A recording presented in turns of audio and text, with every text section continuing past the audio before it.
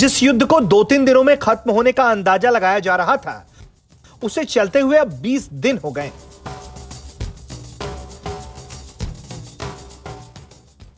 जिस यूक्रेन को चींटी की तरह मसलने के मकसद से रूस मैदान में उतरा था, वो अब पुतिन के लिए मुसीबत बन गया है। इस युद्ध में रूस अपने हथियार गंवा चुका है, अपनी अर्थव्यवस्था तबाह कर चुका है, सैकड़ों सैनिक खो चुका है। इन सब के बावजूद कीव पर अब तक कब्जा रूस का नहीं हो पाया। सवाल यह है कि महाबली रूस इस युद्ध में यूक्रेन को अब तक क्यों नहीं हरा पाया। इसके पीछे के 3 बड़े कारण। इसकी वजह यह है कि रूस की रणनीति जो शुरुआती दिनों में फेल नजर आई। दूसरी वजह रूस की मजबूरी कि उसे यूक्रेन के नागरिकों को जहां तक हो सके बचाते हुए हमला करना था, जो कि उसके खिलाफ गया।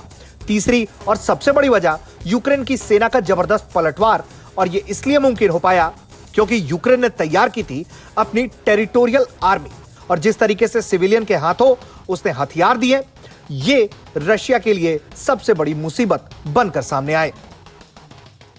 आक्रांता हमेशा पूरा ब्लेम अपने ऊपर लेगा। अगर रूस की तरफ से पहला आक्रमण किया गया था तो सीधे तौर पर रूस के ऊपर ही उंगलियां उठनी थी, और नागरिकों का नुकसान तो उसी भूमि पर होगा जहां पर यह हमला चल रहा है। तो यूक्रेन जितना दर्द सह रहा है उससे कोई इनकार नहीं कर सकता। घर के घर उजड़ चुके हैं, जो जितना कुछ आप संचय कर रहे थे, जो संजो रहे थे, वो सब कुछ आपसे छिन चुका है। जिंदगियां अब जा रही हैं। अब युद्ध उस दौर में पहुंच गया है जब नागरिकों को कम से कम, जो अभी तक माल का नुकसान की बात होती थी, लेकिन अब नागरिक जान के नुकसान की आशंका से कोई इनकार नहीं कर सकता। कीव में हमला होगा कि नहीं, ये चर्चा पिछले पूरे 19-20 दिनों से हम करते रहे हैं।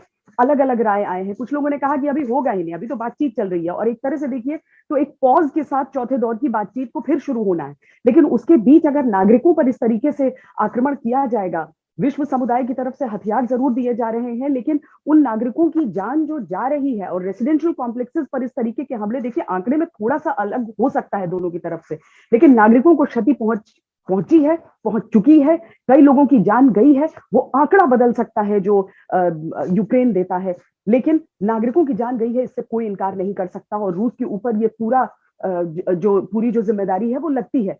लेकिन अब इसका क्या, अब आगे क्या? कीव शहर पर इस तरीके से अगर हमले किए जाएंगे, वहां तो सरकारी इमारतें, रेजिडेंशियल कॉम्प्लेक्सेस आपको आगे पीछे अगर सारे इलाके दिख रहे हैं, तो आप किस तरीके से एक को टारगेट करेंगे और दूसरे को नहीं करेंगे? आर्टिलरी फायरिंग की जद में सब आते हैं अगर एक बार उसकी शुरुआत कर दी जाती है, और अब वो समय आ गया है। और अभी तक जो जेलेंस्की कह रहे थे ना कि कीव पर आप कब्जा नहीं कर सकते, कीव को बर्बाद करना होगा आपको कब्जा करने के लिए, तो अब वो समय ये है, और ये बहुत निर्णायक घड़ी है पूरी दुनिया के लिए।